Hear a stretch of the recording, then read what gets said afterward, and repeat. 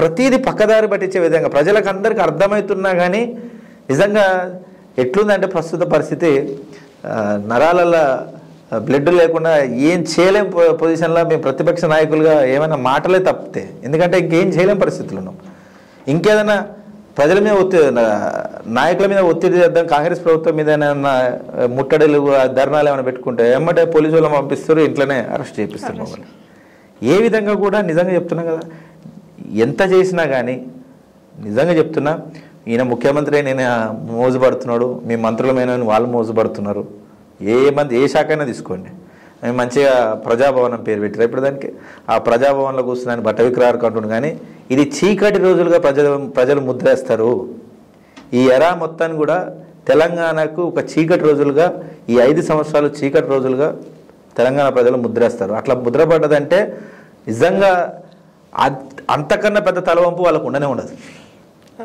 ఇది గెలిచి ఆయన ముఖ్యమంత్రి అయ్యి ఉండొచ్చు, 5 సంవత్సరాల తర్వాత నువ్వే ముఖ్యమంత్రి రా, ఈరోజు ముఖ్యమంత్రి గారికి కూడా అనలేడు, ఎందుకంటే పోలీసు వాళ్ళు ఉత్తరం ఆడొస్తాడు, తర్వాత నీ అంత దరిద్రుని చూడలేదురా బాబు, దండం పెడతాను రా మీకు అని అంటారు.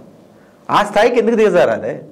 నీ చేతిలో పవర్ ఉంది, నువ్వు హామీలు ఇచ్చినావు, కనీసం కేసీఆర్ గారు చేసిందన్న చేస్తే, అరే నిజంగా చూసినావు పోయి నువ్వు ఖజానా లేదన్నావు, మరి కేసీఆర్ ఇచ్చిందని ఇవ్వాలి కదా. కేసీఆర్ టైంకి ఇచ్చిండు, రైతులను ఆదుకున్నాడు, టైం చేయాల్సిన పనులు. నువ్వు చెరువుల్ని మంచిగా ఎక్కడెక్కడైతే తెగిన మరమ్మతు చేపిలేవా? ఎడమ కాలువ అంత పెద్ద కాలువ, దాని మీద కొన్ని వేల ఎకరాలు లక్షల ఎకరాలు పంట పండుతాయి, అది గండి పడితే దాన్ని ఇంతవరకు పూర్తి చేయలేదు. మేమున్నప్పుడు దాన్ని వారం రోజులు కరెక్ట్ 1 వీక్లో, నేనున్నప్పుడు సమయంలో కూడా 2021లో అది తెగింది మా నియోజకవర్గం దగ్గరనే. దాన్ని ఎమ్మటే వారం రోజులలో పూర్తి చేసినాం. నువ్వు చేయక ఇంతమంది ఇబ్బంది పడుతుంటే దాన్ని ఏ విధంగా ఆనందపడుతుండో అర్థం కావట్లేదు. కానీ ఖచ్చితంగా ప్రజలు ఈయనకు ముద్రేసి పంపిస్తారు, అది మాత్రం పక్క. ఇంకా జీవితంలో నువ్వు రాజకీయాలను ఎంటర్ కాకుండా కూడా చేస్తారు. సార్ అయితే ఇప్పుడు మీ పర్సనల్గా వస్తే ఎలక్షన్స్కి ముందు సాగర్లో వర్గ పోరు వల్ల మీరు ఓడిపోయారు అని అంటున్నారు, అది ఎంతవరకు నిజమైంది? ఒకటండి, ఎప్పుడైనా ఓటమి గెలుపులు అనేవి మొత్తం మనమే నేర్చుకోవాలి. ముఖ్యంగా నేను మా నాన్న తర్వాత వచ్చినాను, ప్రతిదీ మా నాన్న ద్వారా నేర్చుకున్నాను. మన గెలుపోటములు పలానా ఒక వ్యక్తి వల్ల అయినాయంటే అతను గొప్పోడు. మేము ఎప్పుడు అందుకే గెలిచినా నిజంగా మా స్వయం కృషి అందరినీ కలుపుగలుగుతూనే ఉంటాం. మా ప్రతి నియోజకవర్గంలో కూడా ఇట్లాంటివి ఉన్నాయి బేసిక్గా. సో ఒకరికే పరిమితమైంది అనుకుంటున్నామో వాళ్ళు they might be definitely acting, but ప్రతి నియోజకవర్గంలో ఉన్నాయి. కానీ అది సాకుగా పెట్టి దానివల్ల ఓడిపోయినామంటే ఇంకా నాతో మూర్ఖుడు ఉన్నాడు. ఎందుకంటే ప్రతి ఒక్క చోట జరిగేది, అన్ని రంగాలలో ప్రతి ఒక్క చోట జరిగేది. ఇది రాజకీయం ఏమంటారు, మీడియాలో కావచ్చు లేకపోతే ఐటీ రంగంలో కావచ్చు, ఇక్కడ పాలిటిక్స్ ఎక్కువనైనా అంటారు. మేము ఉన్నదే పాలిటిక్స్లో. సో వీ హ్యావ్ టు, అంటే మేము ఒక మెట్టుకు వాళ్ళు ఒక ఇబ్బంది పెడదాం చూస్తే ప్రజలు ఏం కోరుకుంటున్నారో వాళ్ళకి అనుగుణంగా మనం ఉండాలి. ఒకటి ఏమవుతుందంటే మనం గతంలో చెప్పుకున్న స్టోరీలా ఒకరు పైకి ఎక్కుతుంటే ఒకరు కాలు బట్టి కింద ఉంచుతుంటే ఇంకొంచెం ఎక్కువ ఎఫెక్ట్ పెట్టాలి, లేని కాడ ఈజీ అవుతుంది.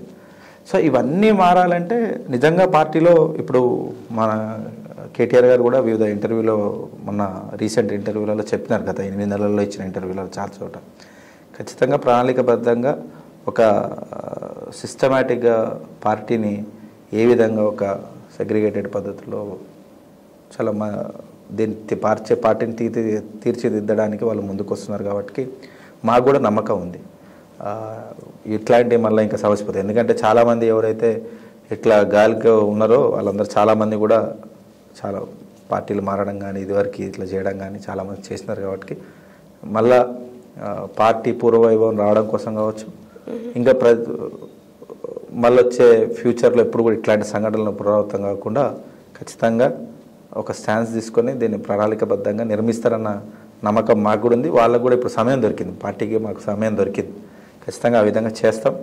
వాళ్ళు ఎప్పుడు ఇట్లాంటి రాకుండా చూసుకుంటాం. కానీ వాళ్ళ వల్లే అనడానికి లేదు, వాళ్ళ ఎంత ఉంటుంది గతంలో ఉన్నదే ఇప్పుడు కూడా ఎంతైనా వాళ్ళు చేయాలనుకున్నది ఎంత ఉంటుంది. ఎప్పుడైనా ప్రజలు ఎంతైనా ఓటేసేటప్పుడు కేసీఆర్ని చూస్తారు, పార్టీని చూస్తారు, నాయకుని చూస్తారు. వచ్చి ఇప్పుడు నువ్వు ఓటేకి రానైనా ఎంతమంది మార్చగలుగుతావు? మ్యాక్సిమం అయితే ఒక 100 మంది లేదా 150 మంది. 150 ఓట్లతోటే మనం మొత్తం నష్టపోయిన అన్నాం కాదు. మనం తీసుకునే చర్యలు, ఆ క్రమంలో జరిగినటువంటి పరిణామాలు ఏవైతే ఉన్నాయో, సపోజ్ మా టైంలో మేము ఆఖరిగా దళిత బంద్ వచ్చింది, బీసీ బంద్ వచ్చింది, మైనారిటీ బంద్ వచ్చింది, కుట్టు మిషన్లు వచ్చినాయి. దళిత బంధు 1000 మందికి పెట్టమన్నారు. బీసీ బంధు దఫల వారీగా 100, 150 అట్లా పెట్టమన్నారు. 500 ఎంతో పెట్టమన్నారు.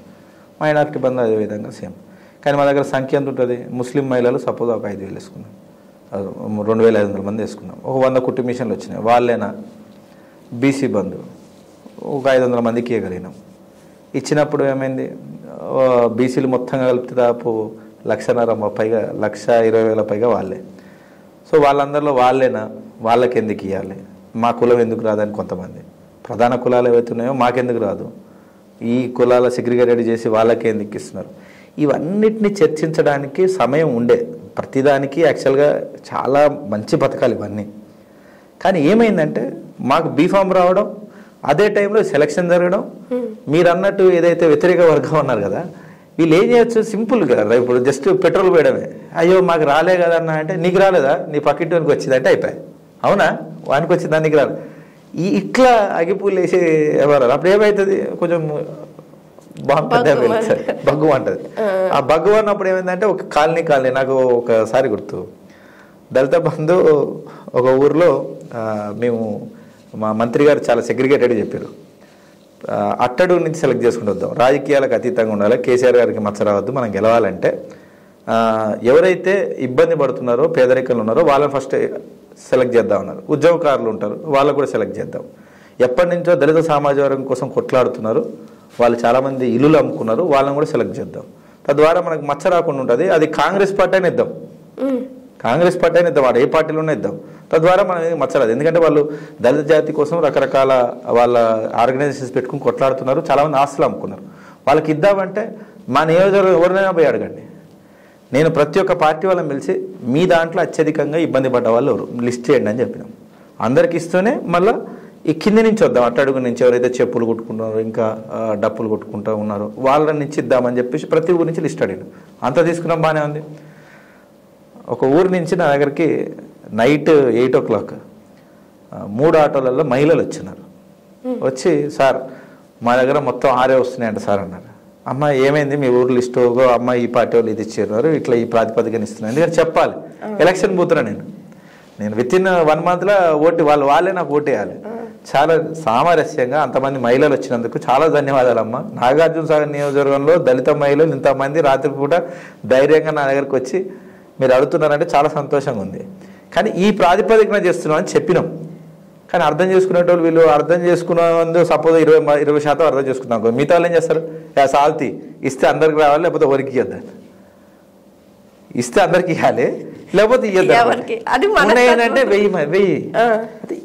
ఈ హోల్ ప్రక్రియ నేను ఏం చెప్పాలని చూస్తున్నా అంటే, నిజంగా ఆలోచన మంచిదే, పథకాలు మంచిదే, కానీ టైమింగ్ ప్రాపర్గా అక్కడ దెబ్బ ఏమన్నా తగిలిందా అని మా భయం.